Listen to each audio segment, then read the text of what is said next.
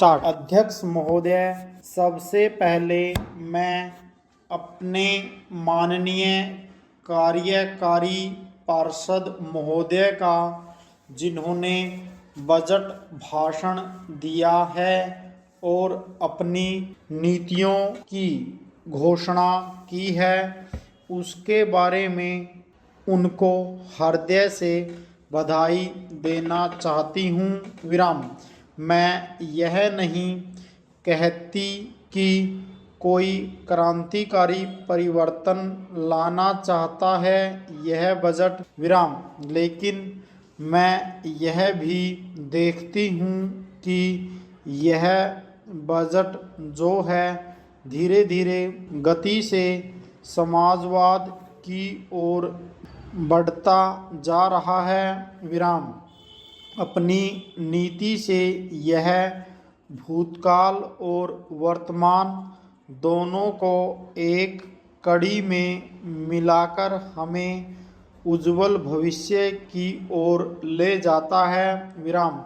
ऐसा मुझे कहना है इस भाषण को पढ़ने से कि इसमें हमारा कोई भी वर्ग समाज का ऐसा नहीं है जिसे अछूता छोड़ा गया हो, विराम, क्योंकि भारतवर्ष एक कृषि प्रधान देश है और मैं यह समझती हूँ कि इस बजट के दौरान यह पूरी तरह से कोशिश की गई है कि ग्रामीण अर्थव्यवस्था को, जिसे हम अर्थव्यवस्था की रीढ़ भी कह सकते हैं, उस ढांचे में उस रीढ़ की हड्डी को और भी सशक्त बनाने का पूरी तरह से प्रयत्न किया गया है, पूर्ण विराम। हमारे ग्रामीण भाइयों के लिए जो कोशिश की गई है इस बजट के अंतर्गत वह है उनको सिंचाई के लिए कुएं, गांव में उनके लिए पक्की सड़कें, जिससे उनके खेत और घर दिल्ली के साथ जोड़ने की कोशिश की गई है, पूर्ण विराम। जितनी भी इसमें व्यवस्था की गई है उससे ग्रामीण भाइयों को बड़ी भारी सहायता मिलेगी, विराम। उसके अतिरिक्त ग्रामोद्योग के द्वारा जो रोजगारी का प्रबंध किया गया है उससे भी ग्रामीण अर्थव्यवस्था को एक बहुत बड़ी सहायता मिलेगी, पूर्ण विराम पैराग्राफ। मैं इनका ध्यान इस ओर दिलाना चाहता हूँ कि जहाँ तक शिक्षा का संबंध है इस बजट में कोई विशेष प्रावधान नहीं किया गया है, विराम। मैं यह नहीं कहती कि शिक्षा के दौरान ज़्यादा स्कूल न खोले जाएं, पर हमारी यह नीति होनी चाहिए कि भले ही स्कूल थोड़े खोले जाएं, पर सबसे बड़ी आवश्यकता इस बात की है कि शिक्षा की नीति में परिवर्तन की ज़्यादा आवश्यकता है, विराम, क्योंकि हम प्रजातंत्र में रहते हैं।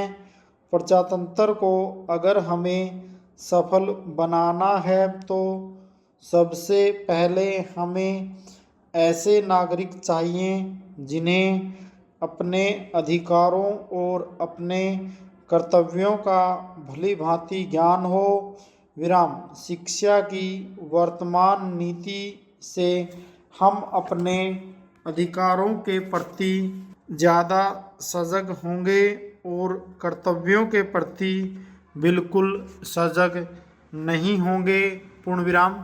श्रीमान, मैं आपको बताऊंगा कि खेती में सुधार के बारे में हमारे कुछ लोगों का क्या विचार है, विराम। हमने विभिन्न दृष्टिकोणों से अलग अलग विचार किया है, विशेष रूप से सबसे ऊंची सीमा बांधने तथा सहकार के प्रश्न पर, किंतु हम अनुभव करने लग गए हैं कि दोनों का आपस में गहरा संबंध है। पूर्ण विराम। अगर हमारे देश में बड़े बड़े फार्म होते तो यह कल्पना की जा सकती है, भले ही आप इसमें सहमत न हो, कि उनका कार्य संचालन दक्षता से होता और उत्पादन भी बहुत बढ़ सकता और साथ ही साथ आधुनिक तौर तरीकों का विस्तार हो सकता। पूर्ण विराम। भारत की मूल समस्या यह है कि यहाँ जोत की भूमि छोटी है और टुकड़ों में बटी है। विराम। साधारण तौर पर मैं कहूँ कि यह 1, 2 या 3 एकड़ है। विराम।